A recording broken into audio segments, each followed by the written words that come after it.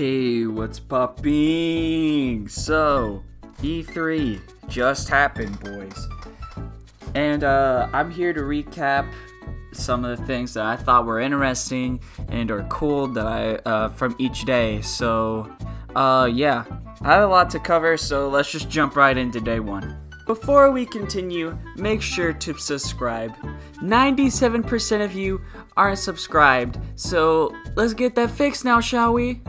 Also, shout out to you for subscribing. You the man. With that out of the way, on to the video. First up on day one, we talk about the Avatar game. Now, this I was not expecting. I wasn't expecting this at all.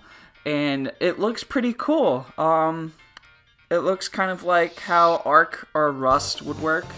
Like Ark 3 or Rust 2, whatever. And yeah, I'm interested. I'll play it. The new Rainbow Six game. I wasn't expecting to see this so soon because I thought that they would still be supporting Siege and stuff, but no, this is a completely new game, and it's a zombie shooter, which is another thing I wasn't expecting. So good job, guys. The true thing that shined during Ubisoft. The Rabbids 2. The Rabbid Lumas are so cursed. I don't like them. TMNT and Brawlhalla. I freaked out over this for no reason. I don't even play Brawlhalla. I was just like, whoa, Ninja Turtles, epic, bro. Trackmania. Now, this game looks sick. I don't know. I've been thinking about downloading it and stuff. It's on the Epic Game Store for free. But yeah, like some of the tricks and stuff that I've seen people pull off in like the short clips and stuff, it looks pretty much unreal. Now we talk about the funniest game, the funniest game title that we've had so far. You Suck at Parking. This looks interesting. This honestly looks interesting, and I feel like this could get a lot. This looks like a game that Markiplier and Jacksepticeye would play back in the day. The Borderlands movie with Kevin Hart and Jack Black. I didn't expect it to take so much of Gearbox's game time. I mean, not game time, but showtime. But yeah, it is what it is. The Godfall update. That looked pretty alright. Probably won't play it, but it looked smooth. Far Cry 6, we've gotten a lot of updates about that. Still don't really care about Far Cry. And all I could say about this direct that I know for sure is that is Homeland 3 is in development. Alright, now we're to day 2. And there's a lot more to unpack here, that's for sure.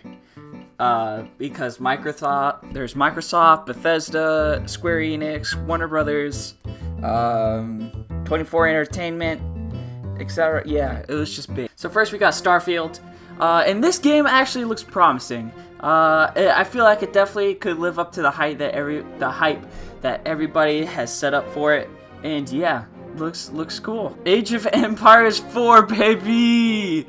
I played so much of 3 when I was younger. You don't even know how hyped I was for this. Outer Worlds 2. I was not expecting this so soon, especially since I think the original game came out 2 or 3 years ago now. Good for Obsidian for announcing this. Stalker 2. I had some friends that were really hyped about this. I've never heard of the Stalker series, but it looked alright. It did. Now this one I was not expecting to like look actually good was Flight Simulator.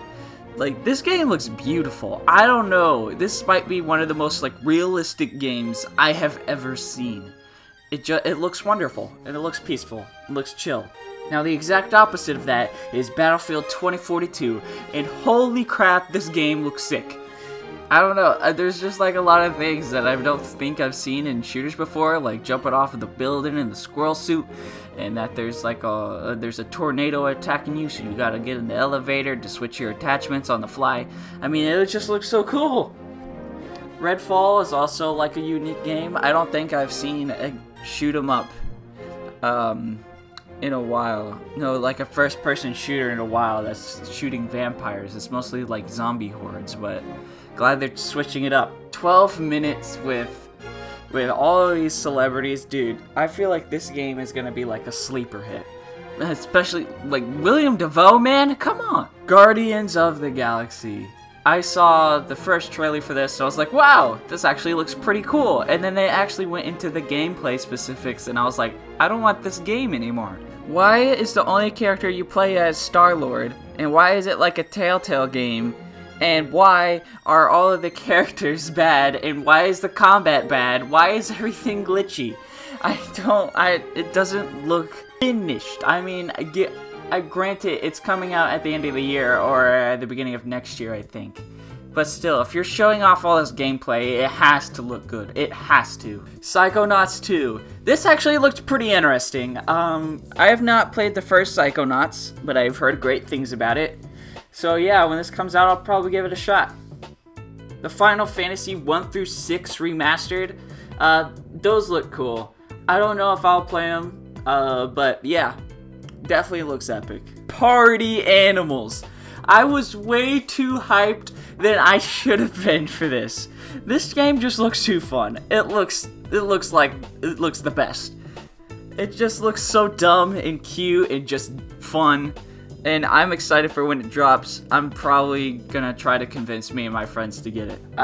Something else to add to the Battle Royale genre. Final Fantasy. There better be a Sephiroth skin. I want it. I want to murder everyone as Sephiroth. Halo Infinite. Looked alright. Like, the main story just looked alright. But the multiplayer, I think that's where everything shined. I think the multiplayer looked amazing. I think it might be like one of the highlights and possibly be like a huge thing in like the esports community. Life is Strange. Again, I don't really understand why they're remastering a game that came out 6 years ago. But yeah, you do you, I guess. And also they like showed like a pan of like the graphics and stuff, and all they really changed is that it's a little bit darker and they added some extra shades, and that's it. Diablo 2 remaster. I bet a lot of people are hype about this. So good job to you. Gigabash. This actually looked alright. It looks dumb and fun. And that's my favorite kind of fun. Dumb fun. You're literally just a monster fighting each other over a giant city, and you also get a Megazord from Power Rangers. I mean, what else do you want? Slime Rancher 2. I feel like the graphics looked awesome in this. Looked really cute. I bet a lot of people are going to enjoy this one. Tinykin. Pretty much just Paper Mario and Pikmin had a baby. I'm sorry. This might be the closest thing we ever get to Pikmin 4, so this is a win. Replaced? I don't think I've ever seen a game like Replaced before. It looks so unique with a cool style, and I'm kind of interested in it. I want to play the game. Blackberg Legacies. I only wanted to mention this because it had the cheating meme in it, and that's about it. Ha! The imposter is sus among us, among us, among us, among us. Get out of my head. Get out of my head. Sacrifice. I think that's what the game is called. I think that was, it was like an RPG type thing, and it looked alright. It looked good. Silt. This game looked cool, but also creepy at the same time. I don't think I'll play it, but it seems like another one of those, like, sleeper hits. You know what I mean? And finally, for this day, we got a special look at Sonic Colors gameplay, and I was completely right. This looks awful. It is bad. It is really bad. And, it looks exactly the same as the Wii, pretty much, with just extra bloom effects, which I feel like makes the game look worse. And also, they remixed the songs and made those sound worse, too. I don't even know how you managed to do that, Sega. But I'm still holding out hope that this improves for the people that didn't originally own Sonic Colors, because if they get the remastered and it still looks like this and sounds like this and plays like this, I feel bad for them. They're gonna hate Sonic Colors, where we're probably just gonna be like, no, go back and play the one on the Wii. That one's much better. That's not what you want, Sega. So it's day 3 and a lot of things. It was kind of like for all the smaller companies, not like huge monsters. Probably the biggest company of any significance is probably Capcom and Verizon. So yeah, let's go into that now. Oh yeah, in television, I think that's it. They announced a new console called the Amico that will have Atari Classic remasters on it, which I thought was pretty cool, until I realized that it is $250 for this thing, which is a little bit absurd in my opinion. Blancos or Blocos, I forgot what exactly it was called, but it was like a fighting game of like these little cute characters running around, and I thought those were a little bit interesting. Life Slide seems like a pretty cool indie game from the indie showcase. That was like only 10 minutes. It was a little bit disappointing. Also showcasing a Doom type game called Fallen Aces that I thought was funny because you could like punch a bad guy across the room. And Lexinauts, I think that's how you say that, which is a first-person shooter VR game, which I thought was really neat. There's not a whole lot of those out there. Koromon, which is Pokemon and Zelda if they had a baby. Cat Cafe Manager. This game looks cute. For any crazy cat people out there, this is the game for you. And it's like some sort of like management type style game, and it's actually based off of real places. There are cat cafes apparently. I'm probably not going to one anytime soon, but yeah, I thought that was interesting. To the Rescue is about a dog type management game where you take care of a dog pound and you like treat the dogs for like diseases and stuff and sell them off to owners, and yeah, I think they said that I think they said 50% of this game goes to actual research for like animal centers and stuff, which I thought was pretty cool. One Lonely Outpost is it looks cool. I like the visuals and stuff, but really what I compare it to is Outer Space Stardew Valley, which I don't know if that's good, but yeah, it looks alright. Then we got some looks at Monster Hunter.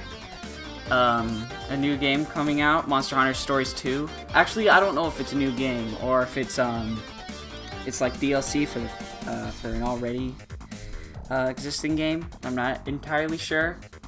And the expansion that's coming out for Monster Hunter Rise at some point.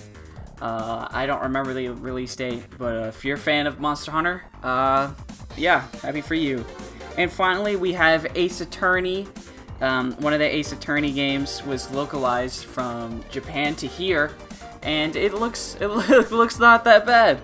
I think it's funny that one guy's name is Sholmes instead of Holmes, trying to avoid the copyright there. Capcom, I see. And that's actually about it for day 3. Not super eventful. Time to move on to Nintendo Treehouse and Bandai Namco. So of course, with any start of a Nintendo Direct, you have to go with the Smash character, with his Kazuya. Shoot, how do you say his stupid name? Kazuya. Kazuya from Tekken. Alright, that's who it is. I didn't guess it, which I was a little bit disappointed about, but don't worry. I'm probably gonna have another Smash predictions video at some point. Probably not right now, because I got some other projects lined up first. But maybe before the next Nintendo Direct I might do it.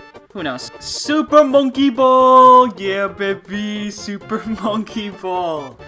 I definitely was not expecting this. Especially like this old of a game. With I think the first 2 being on the GameCube. Sega must be really proud of this one because they got Super Monkey Ball remastered on Switch now. Super Mario Party 2. Now I have conflicting feelings with this.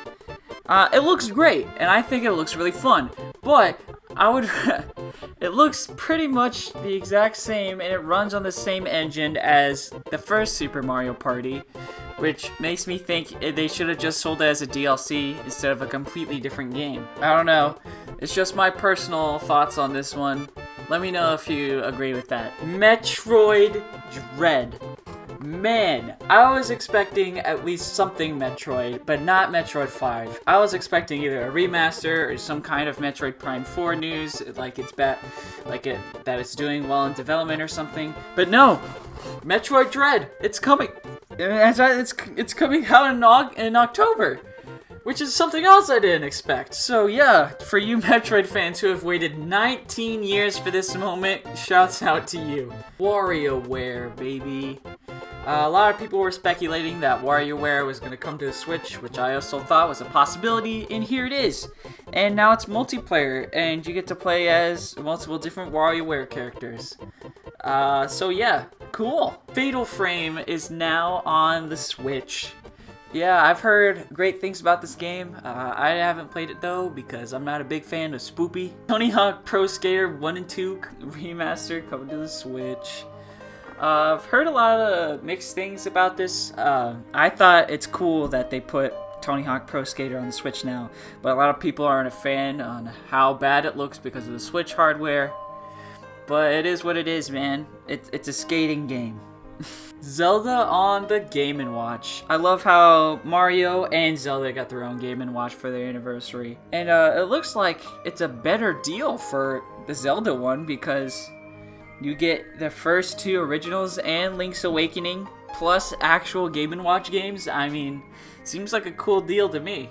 And finally, what everybody has been waiting 2 years for is another look at Breath of the Wild 2. Yes, we still don't know the name of the game. And it also looks like it's just another it looks like it's going to be like a mix of like the old and new because it has elements from Skyward Sword. And it looks like you don't even need the Sheikah Slate anymore to perform tricks and stuff. So yeah, I feel hype about this. I had a feeling it was going to come out in 2022 because a Zelda Insider said it would, so I believed him, and he was right. So here we are. But I won't expect it to be too far into the future. I'm expecting maybe a March or April release, most likely, like for the first game. But still, 5 years past the first Breath of the Wild, which seems to be the trend of Zelda games, 5 years apart most of the time. So yeah, trend keeps going. Bandai Namco had a 6-minute direct, and all they talked about was House of Aces.